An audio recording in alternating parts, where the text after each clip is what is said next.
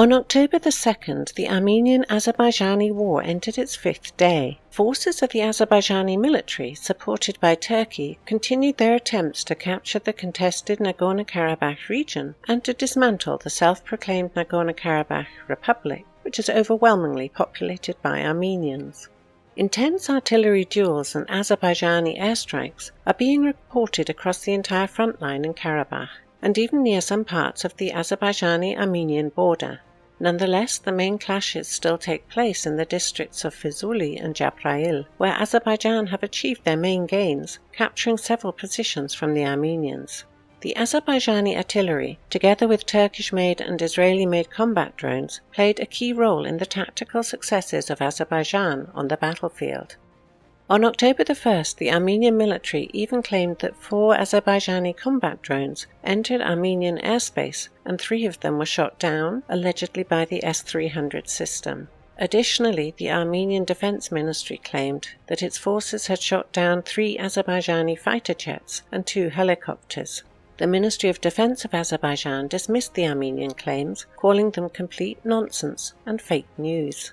It insists that the Armenian side uses claims about attacks on its territory in an attempt to trigger the Collective Security Treaty Organization Pact and obtain direct military support from Russia in the conflict in Karabakh, which formally is not its territory. What is even more strange, despite the 5 days of open war, the Armenian leadership has still not started the process for the recognition of the Nagorno-Karabakh Republic or the official integration of the region into Armenia. Therefore, it has no even theoretical legal grounds to request CSTO help in a conflict on its territory. Meanwhile, the UK-based Syrian Observatory for Human Rights, known for its anti-Assad and pro-militant stance in the Syrian conflict, reported that dozens of Turkish-backed Syrian militants had been killed, injured, or gone missing while fighting against Armenian forces in Karabakh. According to the SOHR, 28 of them were killed and 62 others injured or went missing. The report alleges that at least 850 Turkish-backed Syrian militants were deployed there. It should be noted that according to Armenian estimates, their number is about 4,000. France and Russia also expressed their concern regarding the moving of militants to the region. In turn, Azerbaijani and Turkish media and officials insist that Armenia deploys members of Kurdish armed groups, considered to be terrorists by Ankara, to the combat zone. Nonetheless, these claims have not so far been supported by any evidence. The self-styled Neo-Ottoman Empire of President Recep Tayyip Erdogan is on a full-scale propaganda offensive to instigate an Armenian-Azerbaijani war.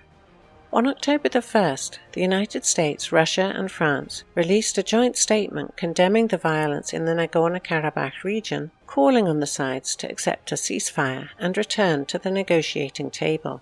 In response, President Erdogan made a fierce statement, slamming the OSCE and claiming that Azerbaijan should continue its military push to capture the Nagorno-Karabakh region and thus the war with Armenia. I would like to declare that we are together with our brothers in Azerbaijan in their struggle for the liberation of their occupied land. The path to lasting peace in this region lies through the withdrawal of Armenia from all the spans of the Azerbaijani lands occupied by them, Erdogan said, addressing the Turkish parliament. Especially the so-called Minsk Trio, America, Russia, France, and their seeking of a ceasefire in the face of this negative situation, which has been reflected these days because they have neglected this problem for nearly 30 years, is above all not acceptable, he added. In the best traditions of Turkish public diplomacy, Erdogan simultaneously accused Armenia of triggering the military escalation. Meanwhile, Turkish state media reported that during the recent phone call, Turkish Foreign Minister Mevlut Çavuşoğlu told his Russian counterpart Sergei Lavrov that Turkey sees no reason for a ceasefire in Karabakh for as long as the region remains in the hand of Armenian forces.